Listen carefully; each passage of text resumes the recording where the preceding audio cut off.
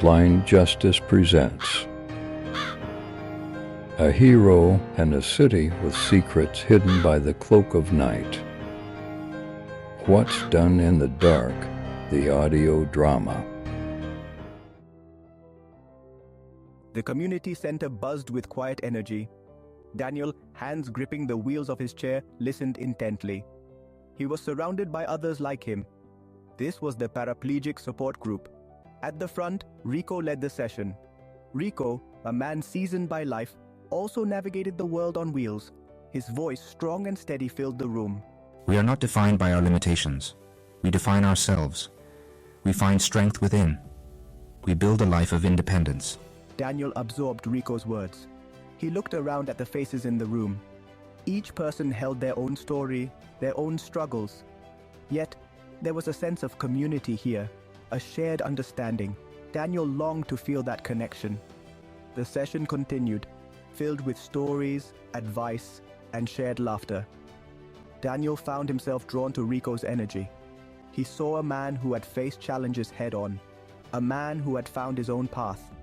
Daniel yearned for that same strength. Rico's words resonated deeply within Daniel. Independence is not a gift. It is earned. We adapt. We innovate. We find our own ways to thrive. Daniel looked around the room. He saw individuals, not victims.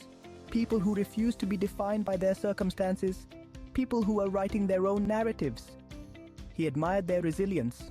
He aspired to embody that same spirit. Rico's words were a lifeline. Daniel realized he was not alone in his journey. There was a community ready to embrace him, a community that understood his struggles, a community that celebrated his triumphs. He just had to open himself to it. The sharp ring of a bell echoed through the room, signaling the end of the session. As people began to gather their belongings, Daniel felt a surge of courage. He wheeled himself towards Rico, who was engaged in conversation with another group member. "Excuse me, Rico, do you have a moment?" Rico turned towards Daniel, a warm smile spreading across his face. Of course, Daniel. What's on your mind? Daniel hesitated, unsure of how to articulate the jumble of thoughts and emotions swirling within him. "It's just, I admire your strength, your independence. I want to feel that way too." Rico listened intently, his gaze filled with empathy and understanding. Daniel took a deep breath, trying to find the right words. Sometimes I feel like an outsider, like I don't quite belong." He couldn't bring himself to reveal the truth about his abilities, the electronic creation powers that set him apart even within their unique community, powers that felt more like a burden than a gift at times. Rico nodded slowly, sensing there was more to Daniel's words than he was expressing. What makes you feel that way, Daniel? Rico asked gently, his tone encouraging openness. Daniel hesitated, unsure how to explain the complex mix of emotions that swirled within him. "It's just, everyone here, they're all so strong. They've overcome so much. And so have you, Daniel. We all face our own battles, our own challenges." Daniel looked up at him, surprised by the conviction in his words. "But my abilities, they're different, not like theirs." Rico leaned forward slightly, his gaze unwavering. Different is not a weakness, Daniel. It's what makes you unique. It's what makes you, you. And never be ashamed of that. Daniel's heart swelled with a mix of gratitude and newfound hope. Rico's words were like a beacon of light illuminating a path forward. "Thank you, Rico. That means a lot." Rico smiled, a knowing glint in his eyes. Remember, Daniel, true strength lies not in denying our differences, but in embracing them. Daniel nodded, his spirit lifted by Rico's unwavering belief in him. As Daniel wheeled himself out of the community center and into the bustling streets of Ravenhurst, he carried Rico's words with him. He was different, yes, but that didn't make him any less worthy. He had a unique role to play in this world. He just had to find his place. The vibrant energy of Ravenhurst washed over Daniel as he navigated the crowded sidewalks. He stopped at a bustling food cart, its aroma filling the air with a symphony of spices. As he placed his order, a voice broke through the surrounding chatter. I'll have what he's having.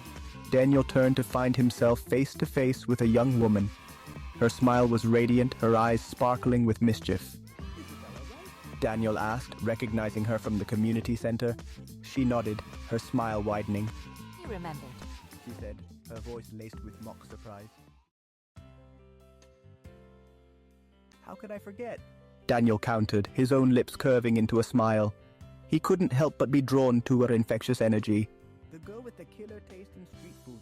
Isabella laughed, a melodic sound that cut through the city's din. A girl's gotta eat. She quipped, her eyes twinkling.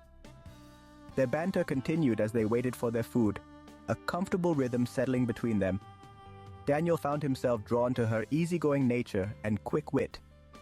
He couldn't remember the last time he felt so at ease. When their food arrived, Daniel surprised himself by saying, Isabella raised an eyebrow, a playful smirk on her lips. Trying to charm your way into my good graces, are you? She teased. Maybe. Daniel replied, enjoying their playful exchange. Before Isabella could respond, a familiar voice boomed from behind him. Well, well, well, look who's got the moves. Daniel turned to see his new friend and brother Christian grinning at him. Christian, tall and slim, towered over them. He slung an arm around Daniel's shoulders. So is this your new girlfriend? He asked, his voice laced with amusement. He wishes. Isabella retorted, her eyes sparkling with laughter. Daniel felt a blush creep up his neck. We were just grabbing some food, he mumbled, flustered by Christian's teasing. Ignoring Christian's teasing, Daniel quickly changed the subject. Speaking of which, I've been working on something. A new device. I think it could really enhance our abilities. Christian's eyes widened with interest, his playful demeanor fading as he focused on Daniel's words. Seriously, what is it? He asked, leaning closer. Daniel's mind raced with possibilities. He had been working tirelessly on this new project. It's a neural interface. It amplifies our brainwaves, allowing us to control our powers with greater precision and force. As Daniel delved deeper into his explanation, a sudden jolt ran through the crowd. A large man bumped into Christian with a force that sent him stumbling. Hey, watch it! Christian exclaimed, turning to confront the stranger. The man grunted, his expression shrouded in shadow. He made no move to apologize. Instead, he stood there, his presence radiating an unsettling aura. You need to be more careful. Christian pressed, his voice laced with annoyance. The man finally turned, his face emerging from the shadows. His blue eyes, cold and calculating, met Christian's with a chilling intensity. You think you can talk to me like that? You have no idea who you're dealing with. A tense silence descended upon them. Daniel felt a shiver run down his spine. He knew that look, he had seen it before. This was no ordinary man. My name is Andrew, and you're about to regret crossing my path.